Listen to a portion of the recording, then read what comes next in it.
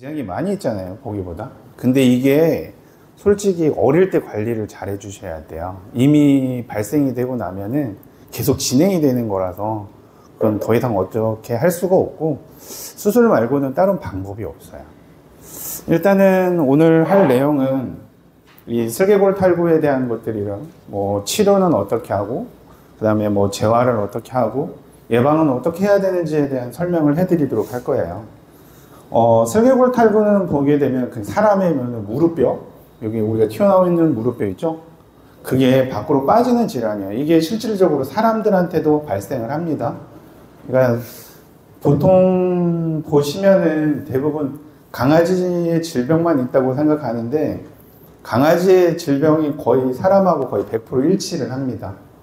그리고 대체적으로 그런 행위들이라든가 병적은 보호자분들이 하는 것들의 그 생활의 형태라든가 생활상에 따라서 같은 병을 공유하는 경우가 굉장히 많아요, 보기보다.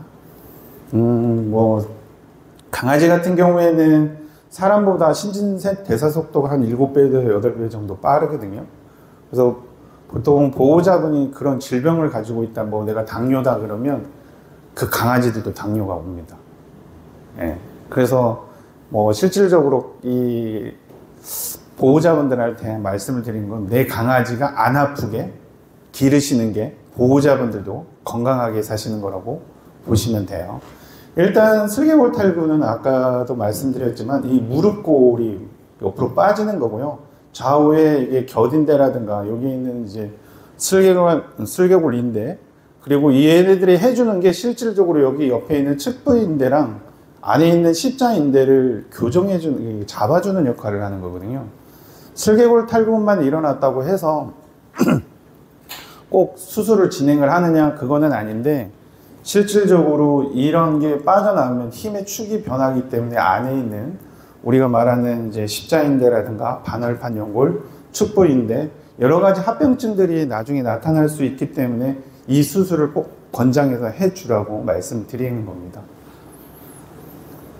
보통 슬개골 탈구가 제일 많이 일어나는 시기는 보통 어릴 때 제가 대부분 다 만져보거든요. 보통 지금까지 제가 어린애를 케어를 하면서 20년 동안 하면서 거의 만져보면은 보통 한 2,000 케이스에서 3,000 케이스 정도 애들 이렇게 올 때마다 예방접종하면서 만져봐요.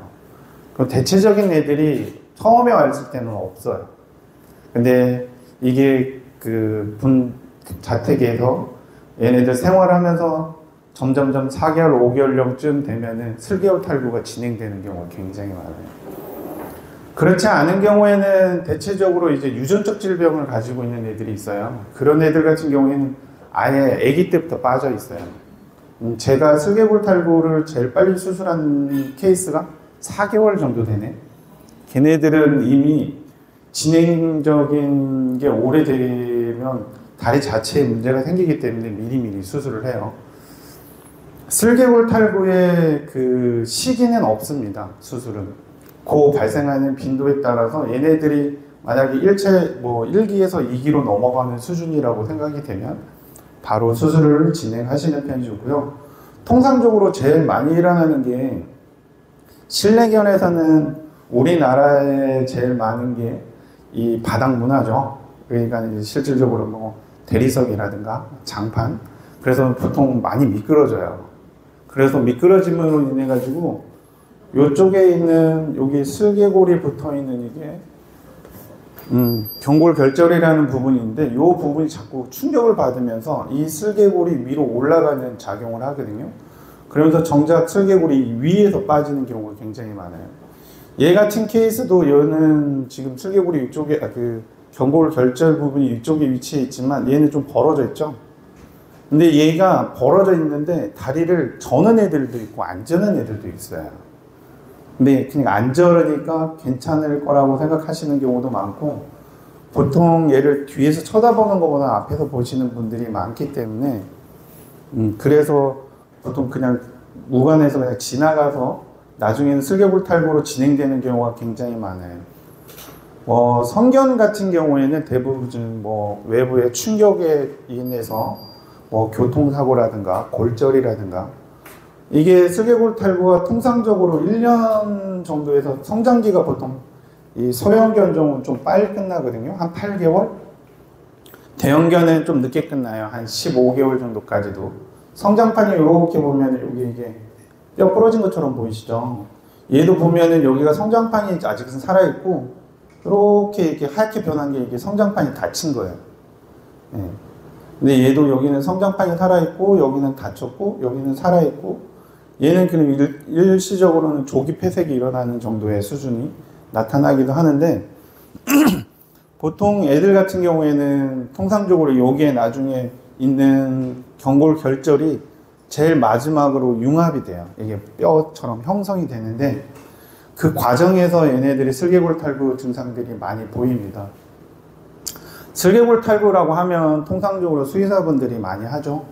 근데 수의사분들이 많이 얘기하시는 게 대부분 손으로 진단하는 게 제일 빨라요. 물론 엑스레이도 찍긴 하지만 엑스레이는 뼈의 이제 형태라든가 관절 쪽의 문제라든가 이런 형태를 보는 거고 시기적으로 정확하게 판단을 할 수 있는 거는 손으로 촉진하는 경우가 제일 많아요.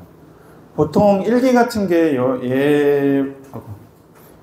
경우에는 이 슬개골이 살짝 움직여요. 근데 빠지지는 않고 이 약간 엉덩배기에 살짝 팔차구에 걸쳐 있는 듯한 느낌이 나요.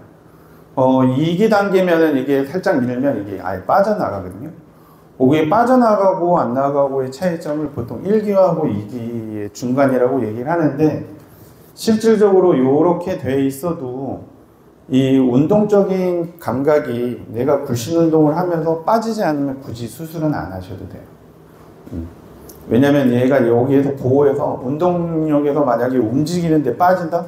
그럼 계속 진행되고 있다고 보시는 게 제일 좋아요. 보통 2기에서 3기, 4기 이렇게 지나가는데 어린애일수록 이 진행 속도가 더 빠르다고 보시면 돼요. 실질적으로.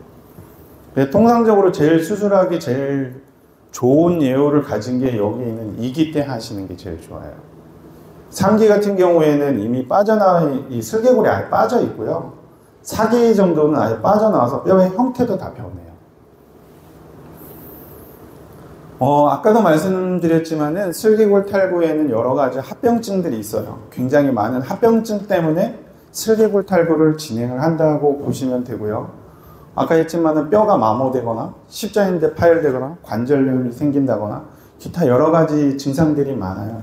그 말고도 여기 말고도 옆에 아까 했지만 겨딘대라고 측부인대가 손상되는 경우도 많고요. 그런 경우에는 통상적으로 진단을 잘 못 내리는 경우들도 많아요. 근데 다리는 아픈데 갔는데 슬개골 탈구고 별다른 느낌이 없는데 계속 아파하고 그런 증상이 보이는 경우들도 간혹 있기는 합니다. 근데 보통 나이가 들어서 노년기쯤에 오실 때 보통 노년기라고 해도 한 4살, 5살 이후에 그 나타나는 증상들이 오랫동안 진행이 되다 보면 이런 합병증들이 오는 경우가 굉장히 많아요.